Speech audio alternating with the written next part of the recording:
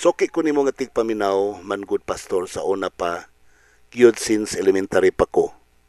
Pinaagi sa kani nga ministry mao'y rason nakapadasig sa ako og ako gihimong instrumento sa Ginoo nga nahimo kong dasig diri sa among church. Og excited ko permi maminaw sa imo nga wali og tingog sa paglaom kay daghan kaayo kog matun-an gayud dili jud ko mapulan pang maminaw bisan pag balik-balikon ang wali pastor. Mamalihog lang ko, ayaw lang ko i-on air kung kinsa ako ni pastor ha. Ato-ato lang ni pastor kay medyo nanon pod ko diri sa amo nga mission basin matingala sila. Basta ako pastor nakasabot jud ko nga kaning LCM iya jud ni sa Ginoo. Ang Ginoo jud ang nagpaluyo nining LCM.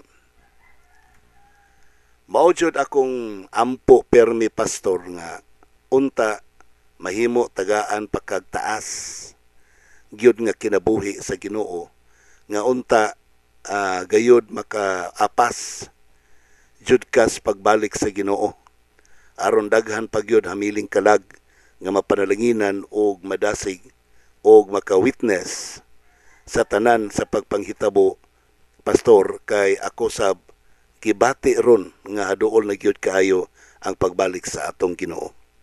Okay, salamat kayo sa atong sa kaigsoon nga di magpaila. Nga matud pa niya dako kayo kabahin ang atong tulamanon tingog sa paglaom sa iyang pagpangalagad.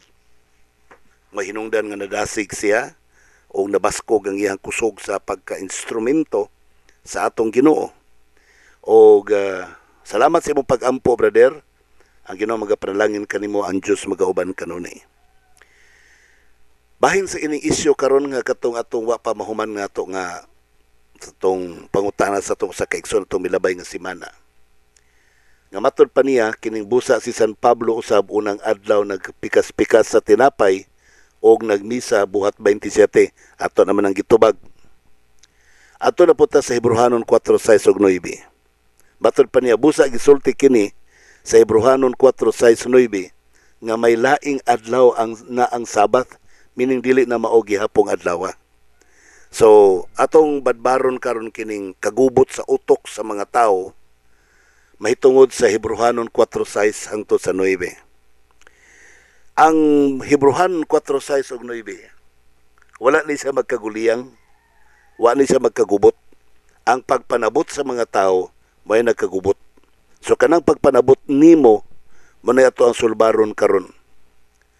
Sugdo na tog basa mga pinangga kong mga naminaw sa kapitulo 4 bersikulo 6 hangtod sa 10 hangtod sa 10. Okay? Niya nagkanayon. Busa sanglit adun na may pipila ka mga managpakasulod pa niini. Og saglit katong mga gikawalihan kanhi sa maayong balita wala man nagpakasulod ni ini tungod sa ilang pagkamasupilon. Nagtudlo siya pag-usab og usa ka adlaw. Ang karong adlaw, diha siyang pagsulti pinaagi kang David sa makadakalabay na nga mga dugayng panahon sa mga pulong nga gikatudlo sa unahan. Karong adlaw ini kadungog ninyo sa iyang tingog ayaw ninyo pagahia ang inyong mga kasing-kasing. Kay kung si Josue nakahatag pa kanilag pahulay, ang Dios dili na lang unta maghisgot og lain pang adlaw. Busa nagapabilin pa diay ang usa ka kapahulayan nga gitagana alang sa mga tao sa Dios. Kay ang nahisulod ngadto sa kapahulayan sa Dios muundang man usab sa iyang mga pagpamuhat maingon sa pag-undang sa Dios sa iyang mga pagpabuhat. Higalag mga pinangga kong kaigsuonan, kining isyu manggod nga nagkanayon nga nagtudlo siya pag-usab og usa ka adlaw, bersikulo 7. Nagtudlo siya pag-usab og usa ka adlaw ang karong adlaw.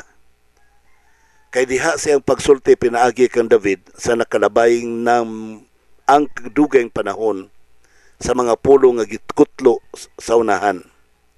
Karong adlaw ini kadungog ninyo sa iyang tingog ayaw ninyo paghahia ang inyong mga kasing-kasing, kay kun si Josue nakahatag pa kanilag pahulay, ang Dios dili na lang unta maghisgot pa og laing pang-adlaw. So una problema kini giingon nga nagtudlo og laing adlaw. So abi nilag adlaw ang igpapahulay ang gitudlo nga lahi na nga adlaw. Wala baya maghisgot og adlaw ang igpapahulay ang 7. Okay? Ang tudlo nga laing adlaw karong adlaw. So unsa man ang karong adlaw, kung basahon nimo og Sabado, di Sabado. Basahon nimo og Domingo, so Domingo. O basahon po nimo karong adlaw, unsa man karong adlaw? So mao po nang adlaw karon. So unsa man gyud adlaw batud pa ni San Pablo. Diha sa iyang pagsulti pinagi kang David sa nakalabay ng mga dugayng panahon sa mga pulong nga gikutlo sa unahan. So kani nga pagkasulti ay dugay na ni kaayo. Panahon pa ni David, gikutlo lang ni San Pablo. Okay? So karong adlaw hindi kadungog ninyo sa iyang tingog. Ayaw ninyo paghahiang inyong mga kasing-kasing.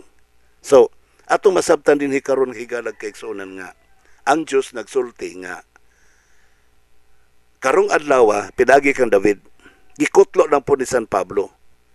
Kaya kung tinuod pa nga karong adlaw, Domingo na ang pasabot nga adlaw ang ipapawlay, sa panahon po ta ni David, nagsugod na unta ang pagbantay sa adlaw Domingo. Dili unta panahon ni San Pablo nagsugod ang pagbantay Domingo. Okay, nakuha ninyo? Usbon nakuha, versikulo 7. Nagtudlo siya pag-usab og usa ka adlaw ang karong adlaw.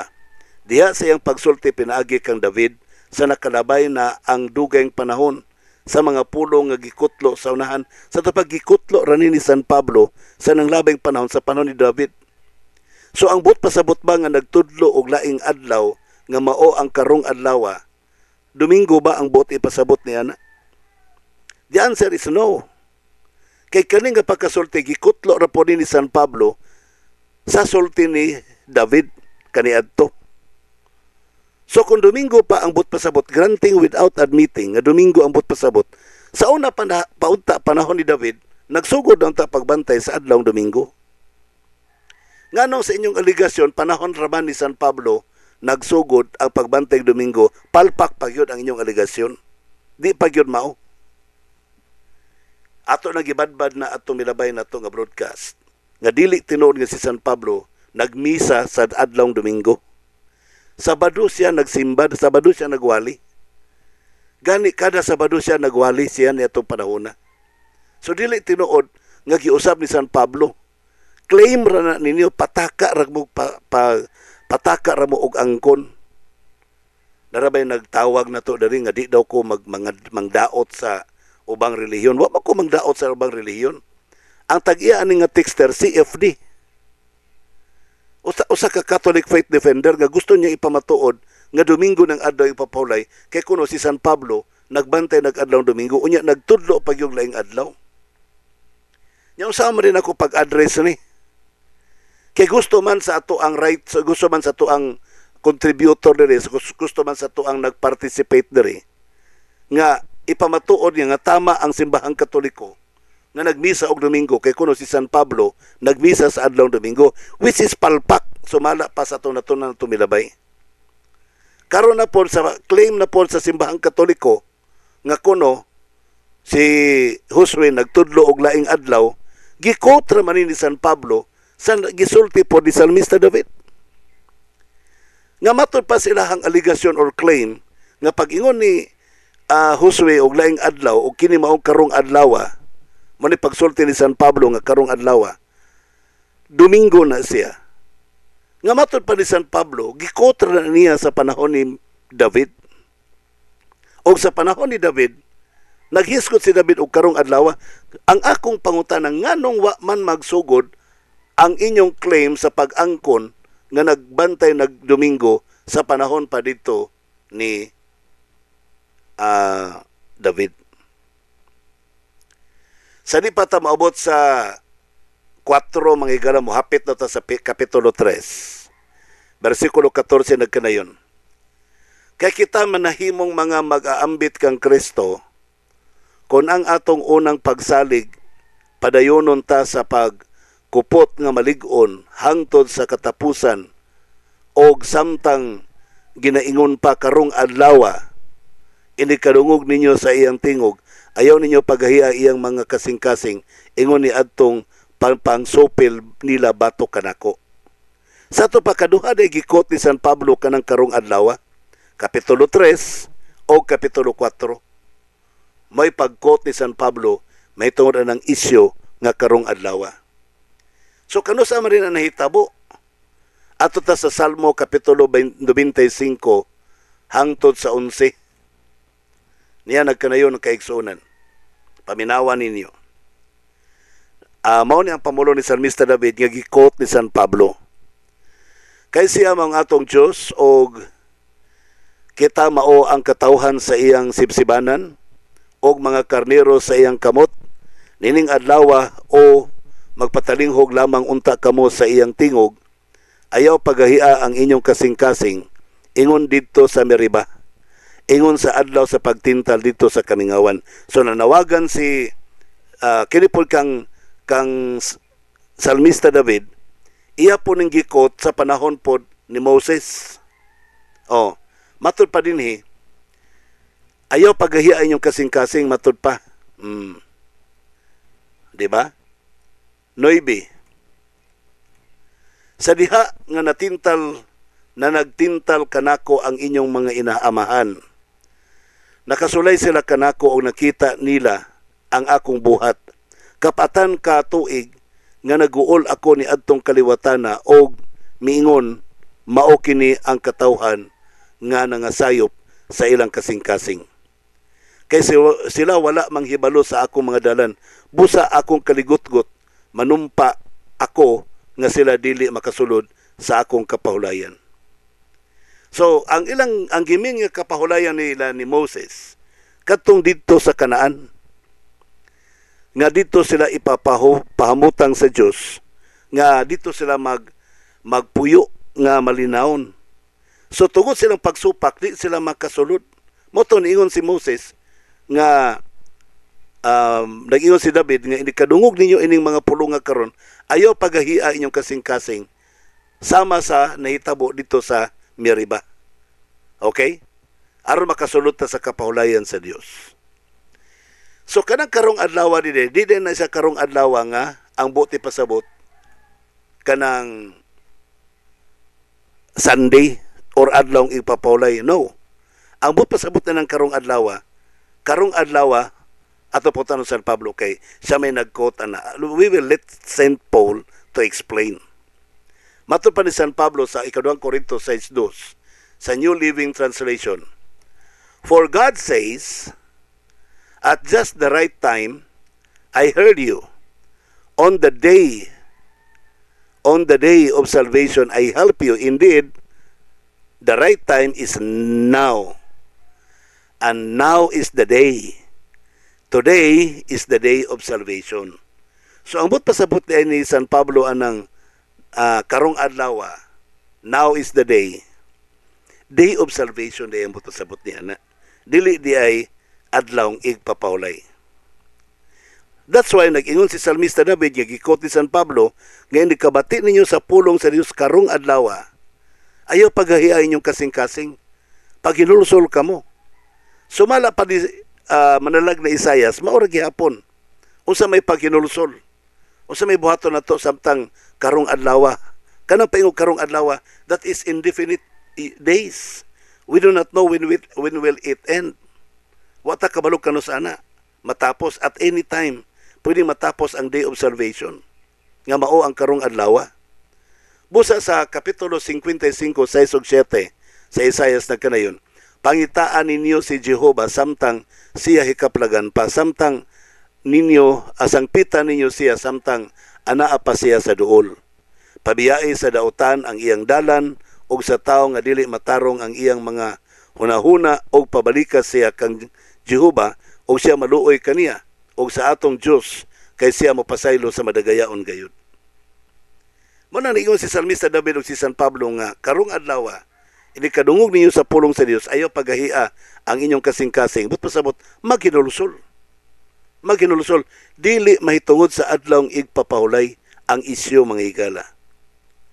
Isaias 45 versikulo 22, nagpadayon si manalag na Isaias nga nagkanayon, "Look unto me and be ye saved, all the ends of the earth, for I am God and there is none else." Sa to paambot pasabot, tanawa ko ninyo. Og aron kamo mga luwas, kamong kinatumyan sa kalibutan, kay ako mao ang Dios, o wala na lain. So sa ato papaingon nga karong adlaw, but pasabot, magkig-reconcile ta sa Dios karong adlaw. Magkig-ulit ta sa Dios karong adlaw. So balik ta gato sa isyu mga higala nga nagtudlo si Moses, nagtudlo si San Pablo o karong adlaw, si Josue o karong adlaw. Hebrehanon 4:7, nagtudlo siya pag-usab og usa ka adlaw ang karong adlaw, diha sa iyang pagsulti pinaagi kang David sa nakalabay na ang dugayng panahon sa mga pulo nga gikakutlo sa unahan, karong adlaw inikadungog ninyo sa iyang tingog, ayaw kamo pagkahia ang inyong mga kasing-kasing. So meaning, that is day of salvation. Karong adlaw is the day of salvation. Ugma, karong adlaw gihapon na is the day of salvation. Sunod bulan, karong adlaw gihapon na is the day of salvation. Wa lang ta kabalo o kanus amo sira ang kaluwasan. Pero giklaro ni San Pablo kay basig masaag mo, pag-ingon niya karong adlaw, Sabado ang pasabot, nag-ingon si San Pablo nga, sa Hebrehanon 4:9, busa, nagapabilin pa rin ang usa ka kapahulayan nga gitagana alang sa mga tao sa Dios. So giklaro niya nga, doon ay pahulay. Gawas atong adlaw nga, karong adlaw nga, adlaw sa kaluwasan, giklaro niya sa versikulo 9, nga doon na pa'y nagpabiling adlaw igpapahulay sa katawan sa Dios. Sa Catholic Bible, nagpabilin pa ang Sabado sa katawan sa Dios. So, giklaro gyud. Sa English, nagkanayon, "There remaineth therefore a rest to the people of God." Doon ay nagpabiling rest sa people of God. Okay? So, kanang remains, a rest, mga higala, is apolopitay ang paglitok sa Greek. Apolopitay, ang pulo nga remain is katalipo. Ang today is semeron, sa ito pa ordinary day. And enter, okay, is iserkomai. So sa ito pa, nagpabilin ang pagpahulay karon. So, today, kanang today nga karong adlaw, it is semeron, ordinary day. Sa versikulo 7 na, ordinary day, katalepo semeron. Sa ito pa, pagpahulay sa ordinary day, and that ordinary day, gitawag na siya og semeron. Sa ito pa, ordinary day, that belongs to, ang bot pasabot San Pablo, nagpasabot og usa ka adlaw sa kaluwasan. Pero pag abot sa 9, rest remains is apolopitay. Apolopitay, mga higala, ang paghisgot, meaning, to whom is the rest available? Kang kinsa available ang pagpahulay? Ikaduha, how is it entered? Unsaon pagsulod? So, unsay pruiba, mga pinangga kong higala, nga ang Hebrehanon kapitulo 4 versikulo 9 nga nagpabilin pa ang adlawng pahulay alang sa katawan sa Dios, nga ang but pasabot ani niya Sabbath or Sabado. Okay? There remaineth a rest. There remaineth a rest for the people of God. So doon na pa nagpabiling kapahulayan sa katawan sa Dios. So unsa man ning nagpabiling katawhan nga kapahulayan sa Dios?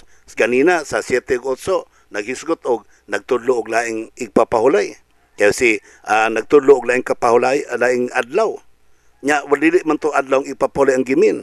Nagtudlo og laing adlaw og kini mao karong adlaw. So that is the day of salvation. Pero na gipa-emphasize ni San Pablo nga basig magtuo mo nga nawala ng adlaw ipapahulay nga Sabbath. Giklaro niya sa bersikulo 9 nga nagpabilin pa ang adlaw ipapahulay sa katawan sa Dios. So saan pagpruiba, mga higalag kaigsunan? Unsay ebidensya nga Sabado na siya? Sugdo na itong basa sa 9 ug 10. Okay na ka na yun. Busa nagpabilin pa diayong usa ka kapahulayan nga gitagana alang sa katawan sa Dios, kay ang nahisulod ngadto sa kapahulayan sa Dios moundang man usab sa iyang mga pagpamuhat maingon sa pag-undang sa Dios sa iyang mga pagpamuhat. Okay? So kining bersikulo 9 nga ikapahulayan nga gitagana alang sa katawan sa Dios, this is referring to the Sabbath. Kay pag-abot sa Dies, ang nakasusulod sa kapahulayan sa Dios muundang sa iyang mga pagpamuhat. So sa ato pa, this is referring to the 7th-day Sabbath. Why nga nasulti man natog referring to the 7th-day Sabbath? Higalag mga pinangga ko mga kaigsuonan. Ayaw mo kalimot ha. Ayaw mo kalimot nga ang Diyos nagbuhat sa adlawng igpapahulay. Si Kristo may nagbuhat sa adlawng igpapahulay para sa kaayuhan sa tao. Sumala pa sa Marcos 2:27-28, siya pagyud ang Ginoo sa adlawng igpapahulay. Matod pa nagkanayon dinhi ug siya miingon kanila, ang adlaw nga igpapahulay gibuhat alang sa tao, dili ang tao alang sa adlaw nga igpapahulay. So, gibuhat ang adlaw nga igpapahulay para sa tao, dili para sa kadautan sa tao, dili para sa kagulanan sa tao, kundi para sa kaayuhan sa tao. Sumala pa sa Henesis 1:31, ang tanang butang nga gibuhat sa Dios, maayo kayo. Maayo kayo. Lakip na ang adlawng Sabado nga gibuhat sa Dios, maayo kayo. So, ang Sabath nga gibuhat sa Dios para sa kaayuhan sa tao. 28. Busang anak sa tao agalon kang bisan kinsa nilalom bisan pang adlawng igpapahulay. So si Kristo di ay mao'y Ginoo sa adlawng igpapahulay. Nawbalik na po ta sa Hebrehanon 4:9 ug 10. Nagkanayon. Busa nagpabilin pa diay ang usa ka kapahulayan nga gitagana alang sa mga tao sa Dios. Kay ang nahisulod ngadto sa kapahulayan sa Dios, muundang man usab sa iyang mga pagpamuhat, maingon sa pag-undang sa Dios sa iyang mga pagpamuhat. Sa to pa ang kapahulayan nga nahibilin para sa katawan sa Dios, sama sa kapahulayan sa Dios nga diin ni undang siya sa iyang mga pagpamuhat. Kano sa man nahitabo? Henesis Kapitulo 2, 1, 2 og 3 nagkanayon. Og nahuman ang mga langit ug ang yuta ug ang tibuok nga mga panon kanila, ug sa adlaw nga ikapito natapos sa Dios ang buhat nga iyang gihimo, og mipahulay siya sa adlaw nga ikapito gikan sa tanang niyang mga buhat nga iyang nahimo. Og gipanalanginan sa Dios ang tao, ang gipanalanginan sa Dios ang adlaw nga ikapito, og nagbalaan ini tungod kay niini nagpahulay siya gikan sa tanan niyang mga buhat nga gihimo og nahimo sa Dios. So tinaw kay tanan nga kanus ani pahulay ang Dios. Iniunda siya mga pagpamuhat sa adlaw ikapito. Ikapito, and that is the Sabbath.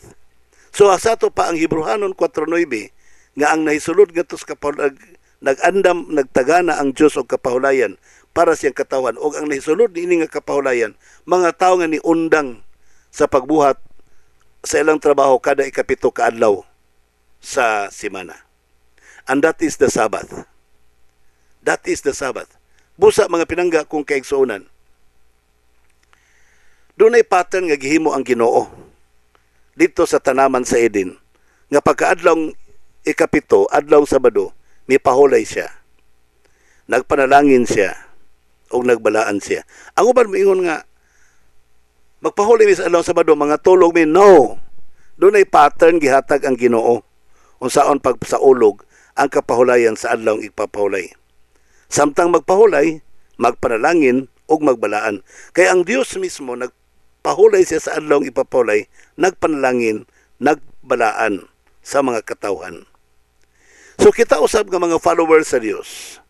Magpahulay po ta sa adlaw igpapahulay. Pinaagi po sa kining gitawag og magbuhat samtang nagpahulay. Ang uban mingon nga katawanan man na pastor, unsaon pagpahulay anang nagbuhat man. Mga bata pamingag may usbon nako ang ilustrasyon, dugay naman ning ilustrasyon pero balikon gihapon nako. Gagmay pa mga batanon, no gagmay pa mga bata. Katong among inahan dito siya musugot nga maglingkod may wa may trabaho. Maglingkod na gani niya, makit-an mi niya, mingon siya, nagunsa man mo. nagpahulay mima kay kapoy, o samtang magpahulay o panggansilyo mo, samtang nagpahulay o panahi mo, pangsursi mo, o samtang magpahulay pagtuhog mo og kanang shellcraft.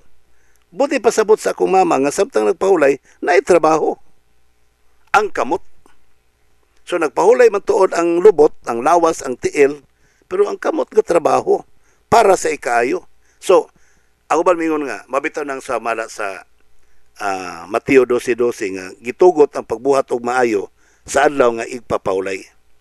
So sa adlaw nga igpapahulay gitugot ang pagbuhat og maayo, pero unsa nga maayo ang pwedeng buhaton sa adlaw nga igpapahulay? Ang pagpanalangin gitugot ang pagbuhat sa adlaw nga igpapahulay. So unsa nga mga panalangin ang gitugot sa adlaw nga igpapahulay? Ang pagbalaan gitugot sa pagbuhat sa adlaw nga igpapahulay. Pero unsa nga pagbalaan ang gitugot? Maayo ang gitugot, maayong buhat gitugot nga buhaton sa adlaw nga igpapahulay. O kana nga maayo, dili na maayo according to our standard. Dili tungod kay according to our standard maayo na siya. No. Maayo siya according to the standard of God. So unsa may standard sa Dios? Matod pa niya sa parable sa chapter 12. Gitugot ang pagpanambal, ang pagbuhat og maayo sa adlawng igpapahulay, labi na gyud sa pagluwas og kinabuhi. Sa ato pa kung magluwas tag kinabuhi sa adlawng igpapahulay, maayo, manambal ka, maghilot ka, magkuan ka, naigi kabuhi, iloto nimo, pero sa adlaw Sabado, ano lagi po kay buhaton, kana raputanan kay panginabuhi na nimo, dili na po na maayo. That should be free, for free. That is for the Lord. Mo na nga, kuyapan nimo, gi-massage, gihilot nimo, gitabangan nimo, naulian, ayaw pabayad, kaya naman that is for the Lord. Dili to para imo. Sa adlaw ipapulay, mamisita kag mga pasyente, dili to para imo, para to sa Ginoo. So mao na nga klaseng adlaw ipapulay nga nagpabilin sa katawan sa Dios. Mao na nga klaseng adlaw ipapulay nga nagpabilin para sa mga sumusunod ni Jesus Christ. Kanang adlaw ipapulay nga mopahulay kada ikapito ka adlaw sa semana. Balik ta itong punto nga si Kristo mo ang nagbuhat sa adlaw ipapulay. Yes, siya nagbuhat sa adlaw ipapulay para kanimo. Gibuhatan tag adlaw ipapulay para mahimong panalangin kanato ang adlaw ipapulay. That's why sa Isaiah 58:13, call the Sabbath a delight. Tawagon na itong adlaw ipapulay nga usam ng delight, kalipay. Muna happy Sabbath. Kaya nga naman kalipay ang adlaw igpapulay. Now, atong pamalandongon nga si Kristo mismo wala siya plano nga sakiton ka, tagaan kag dakong lulan. No.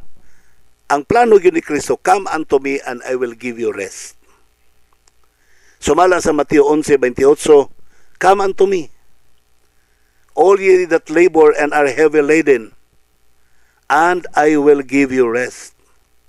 Kamong ginakapuyan o ginabugatan, anhin mo kanako. Papahulayon ko kamo. Kanang mga tao nga dili ganahan maminaw sa mensahe sa adlawng igpapahulay, meaning they are refusing the call of Jesus Christ. Ang panawagan ni Kristo ilang gisalikway Jesus Christ said, come and I will give you rest. Dali tagaan ti ka og kapahulayan. Busa mga pinangga ko mga kaigsunan, pag ingon nga the Sabbath was made for man, sumala pa sa Marcos Kapitulo 2 versikulo 27 o 28, matud pa niya dinhi, and he said unto them, the Sabbath was made for men, and not man for the Sabbath. So, the Sabbath was made for the benefits of man, and not man for the benefits of the Sabbath. So, the Sabbath is to benefit the man. The Sabbath is to benefit you. It's not you to benefit the Sabbath. The Sabbath will not receive benefits from you, but it is you who will receive the benefits of the Sabbath. Ang adlaw ipapulay gibuhat alang kanimo, ang adlaw ipapulay gibuhat alang sa pagbenepisyo kanimo. Dili aron ikaw ang magbenepisyo sa adlaw ipapulay. You don't need to benefit the Sabbath, but the Sabbath will bring benefits to you. Ngano man, unsa man nga mga benefits? The Lord rested together with you. So ma-restore ang inyong relationship. The Lord blessed you. Meaning to say, panalanginan ka sa Ginoo sa panglawas. Panalanginan ka sa Dios sa imong material nga panginahanglan. The Lord will bless you and will sanctify you. The Lord will bless your soul. Balaanon kaniya, himuon kaniyang hingpit, himuon kaniyang matarong. That's why He said, the Son of Man is the Sabbath, o is the Lord of the Sabbath. Si Kristo ang Ginoo sa adlaw ipapulay. May mabasa ba mo sa Biblia nga si Kristo Ginoo sa adlaw sa Domingo? Wala. Ginoo siya sa adlaw ipapulay. Ginoo siya every Sabbath. Sa tibuok semana Ginoo gud siya, pero kanang title niya nga Lord of the Sabbath, that is non-transferable. Lord of the Sabbath. Jesus Christ is the Lord of the Sabbath.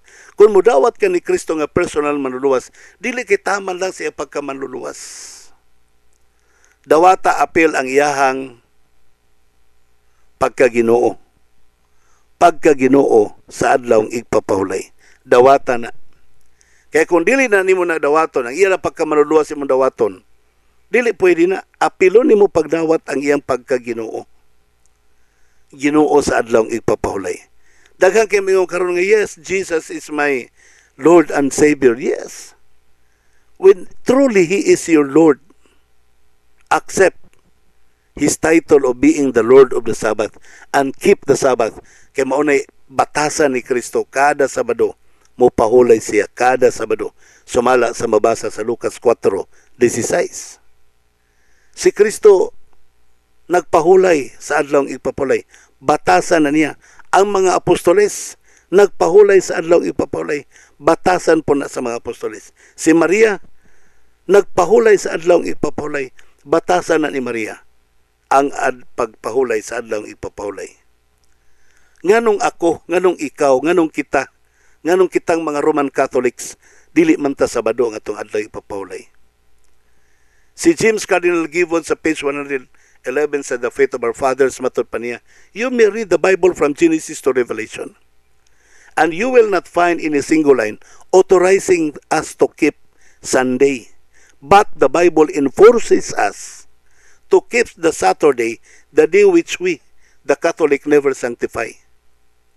So bisan pagani si James Gibbon, si Cardinal Gibbon, nag-emphasize siya nga ang Biblia nagtudlo sa pagpahulay sa adlawng igpapahulay, dili Domingo ang adlawng igpapahulay. Munang dako kay pangutana nganong Domingo man ta nga ang adlawng igpapahulay nila Sabado man. Higala ang akong apilar kanimo, dawata si Kristo nga personal nga manluluwas. Dawata po siya nga imuhang Ginoo, lakip ang iyang pagkaginoo sa adlawng igpapahulay.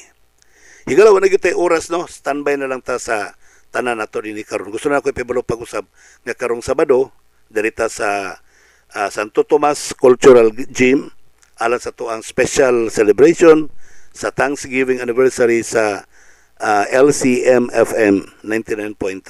So gidapit na ko ang tanan sa pagtambong, magkita-kita taniyong tanan diri sa maong dapit. Okay, salamat po kayo sa tanan itong mga kaigsunan nga nagpaluyo sa itong programa, mga sponsors, mga donors. Salamat kay kaniyong tanan, ang Ginoo magaparalangin, ang Dios magauban, ug ang Dios magatagdugang kaligong kadasig sa matag usa kaninyo.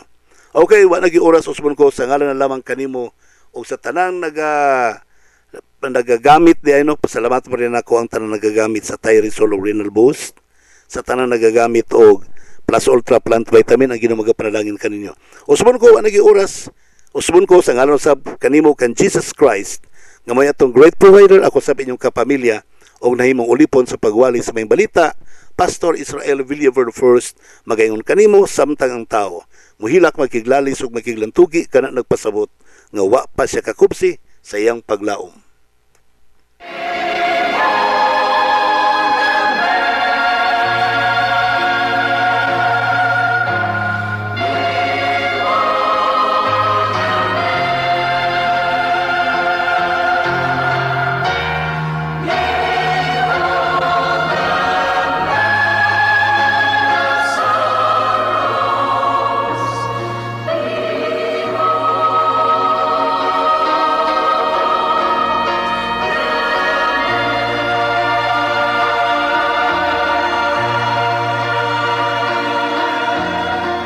Higala, daghang salamat sa imong pagpaminaw. Kami temporaryong manamilit, apan padayon sa pagdapit kanimo sa pagpaminaw sa sunod nga mga sibya. Daghang salamat, ang Dios magabantay, magalipay, ug magapanalangin kanimo, mao'y among pag-ampo.